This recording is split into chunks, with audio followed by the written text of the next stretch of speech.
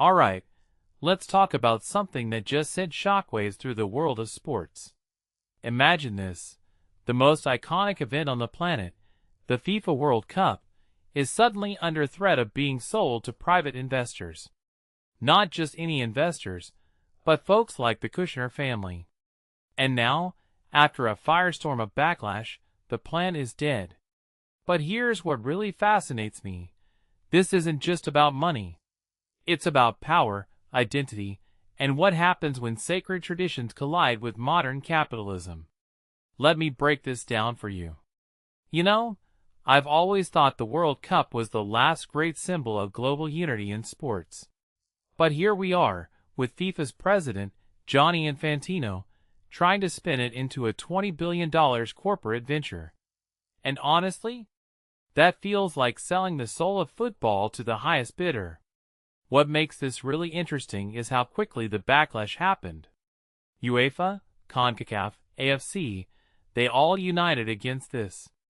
Even the US Soccer Federation, which has its own complicated relationship with FIFA, joined the chorus. It's like the entire soccer world collectively said, nope, not happening. Now, let's talk about the people behind this. Carlos Cordero, Infantino's senior advisor, was a Goldman Sachs guy who sat on the White House World Cup task force. His resignation? That's not just a career move, it's a moral statement. He didn't just quit, he urged others to speak out. And that's wild because it shows how deep the rift is within FIFA itself. I mean, if even the people closest to the plan are fleeing, what does that say about the plan's legitimacy? It's like the Titanic's crew abandoning ship while the iceberg is still looming. But here's the bigger picture. This isn't just about one man's ego or a single policy. It's about the growing tension between traditional sports governance and the relentless march of corporate interests. FIFA has always been a patchwork of regional power blocks, and this plan threatened to upend that balance. Europe, with its massive fan base and financial clout, made it clear they'd rather see the World Cup go dark than let it be privatized. And honestly, I think that's the real takeaway.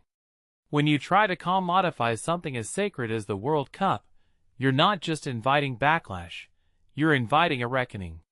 So what does this mean for the future? Well, Infantino's statement about uniting and improving feels almost ironic now. Because the moment you propose selling the World Cup, you're not uniting, you're dividing. And that's the lesson here. Sports, at its core, is about passion, community, and shared identity.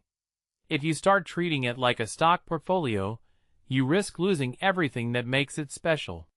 Personally, I think this is a wake-up call for FIFA. They need to remember that the World Cup isn't a product, it's a legacy. And legacies aren't built by shareholders. They're built by fans, players, and the people who believe in something bigger than themselves. What do you think? Is there a way to modernize FIFA without losing its soul? Or is this just the beginning of a larger battle between tradition and profit?